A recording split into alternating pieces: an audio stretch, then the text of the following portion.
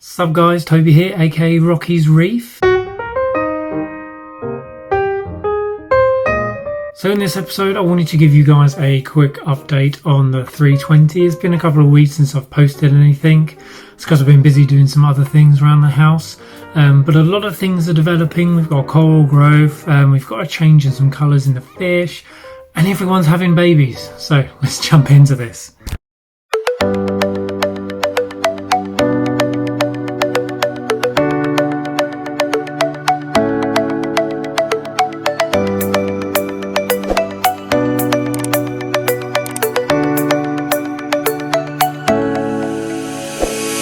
So straight off the bat, I'm going to fess up and say that I had a bit of a catastrophe in the tank in regards to coral.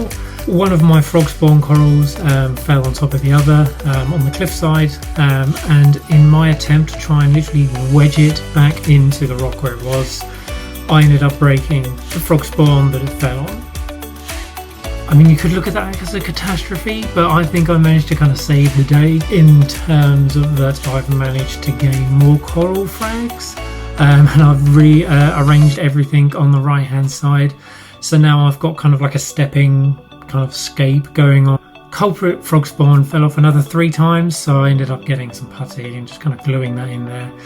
The reason I didn't glue it beforehand is because I was just simply lazy and it kind of looked secure enough. We're all guilty of this. We've all made mistakes like this before, so I just wanted to kind of fess up that you will notice that the frog spawn does look different to the last update, and that is the reason why. So now that I have fessed up, let's dive into corals. So besides when I'm snapping them, breaking them, coral growth has actually almost stepped up recently. Most of my green mushrooms, they have split into multiple harvests now on rock, which is really good. See, the frog spawn is doing well now that I've managed to secure that back in place. We have got the SPS corals, so I've got 2 frags of millie. They are growing, apart from I might have snapped the top off of one of my millie frags. I'm not doing very well. It's fine, it'll grow back. It'll grow back, it's absolutely fine. So the millie, growing really well.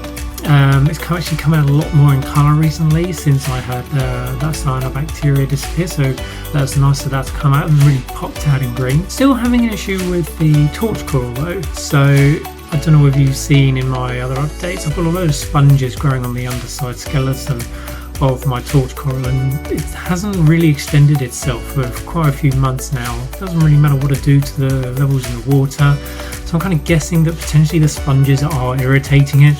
I don't really want to move it because there is a lot of bubble algae on the back of that which you can't really see. So I know if as soon as I move that, there's going to be spores going everywhere. So if you've got any advice on that, guys, on the reasons why the torch corals are doing very well, and if the sponge is causing an issue, just let me know in the comments below. Besides that, the hammer corals doing really well. That green one I picked up from my dad has got another 7 heads growing out of it, which is really good and really promising, showing that the dosing is working that I'm doing. The anemones as well, they've gone absolutely nuts, especially the one that Rocky and City are hosting at the moment. That has got absolutely massive, and I think it's probably tripled if not quadrupled in size over the last 4 months.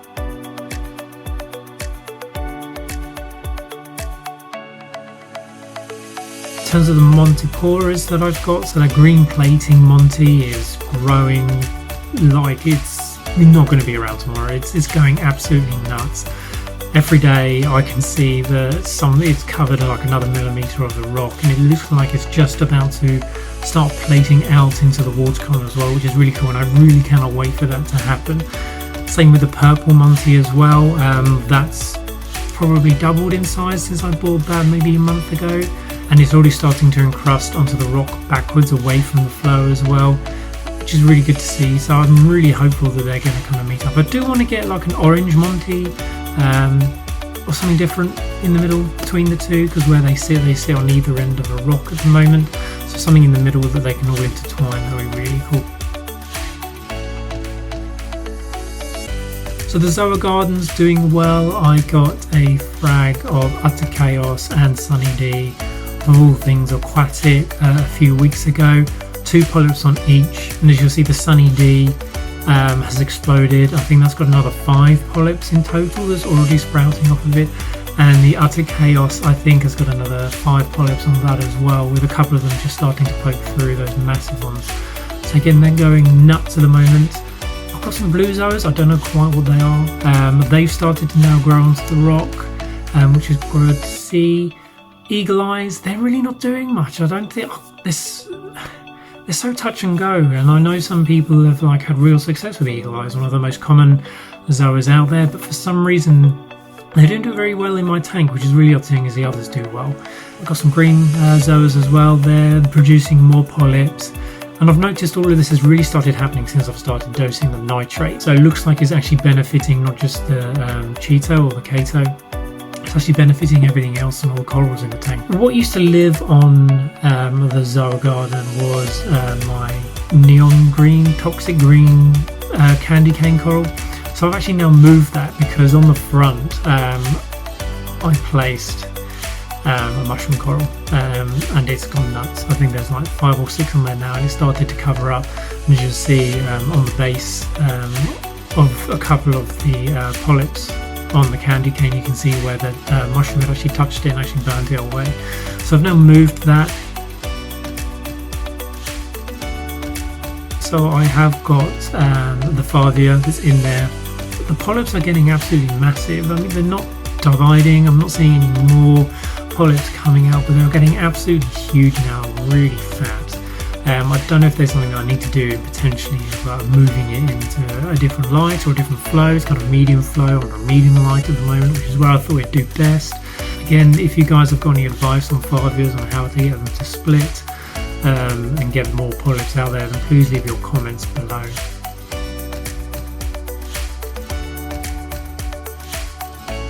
So the Goni, that has been very up and down over the last couple of months, especially when I was dealing with the cyano. It kind of shriveled up, and then Rocky started to try and host it instead of the Anemone, so obviously I was getting really annoyed. But the last 2-3 weeks it's actually been pretty good. It's been fully extended, and you can see a lot of new polyps growing underneath the much larger ones and coming through. So again, good to see. Lots of coral growth, lots of good things are happening in the tank. And lots of babies being born. Rocky and Sooty have had another clutch of eggs. They've been in there, I think, about a week now, so you can see all the little silver eyes showing through just behind the anemone. So we'll see what happens. I'm not going to hold my hopes up for this. They're really difficult to get them to actually come to full term because it's in a much bigger reef tank. There's just simply not enough food in there to keep the fry alive. So we'll see what happens. Also, the Emperor Cardinals are also pregnant. So Gatsby, which is the Emperor Cardinal that I got off my dad's tank, is hosting in his mouth. You can see that because he's got a distended jaw and he's kind of being followed around by his partner. So we might see something come out of that. In terms of the other fish are doing well. There was an incident with some of the firefish. I think they got into a fight, so there's a lot of flared gills, some sore patches, and one of the dorsal fins on the other firefish. But it's healthy, all the sores have now gone away and they're looking really good. Sully, the sailfin tang, is now starting to mature into adult. She's starting to lose the yellow in her tail, and you're slowly starting to see little dots coming in, which is kind of a unique trait of the Red Sea sailfin tangs. So that's going to be really cool, and I can't wait till she really starts to properly colour out. So with the fact that Sooty and Rocky have laid another clutch, naturally there's a little bit of aggression and territorial behaviour that comes with that, and as a result Rusty the angelfish has taken a bit of a beating. Fish drama! So you'll see that Rusty has got a couple of holes in her tail fins and a couple of pectoral fins as well, but overall they're doing okay. There's a couple of bruises, a little bit of fighting that's going on, but that's kind of what happens in nature, and they are already starting to heal, so I'm not too concerned about that at the moment. So that's it for this update, really. Kind of lots of good growth happening. My birthday is coming up soon, so I'm hoping I'll get a bit of birthday money. to go and spend on those corals, see if there's anything nice that I can get in and show to you guys, and watch that grow and just make that an awesome addition to the tank. Or I might get some equipment. Who knows? I am getting a little bit tired of dosing nitrates and alkalinity manually. Might get a doser. Probably will get a doser. Either way, you guys will find out what happens. So I shall catch you up in the next update.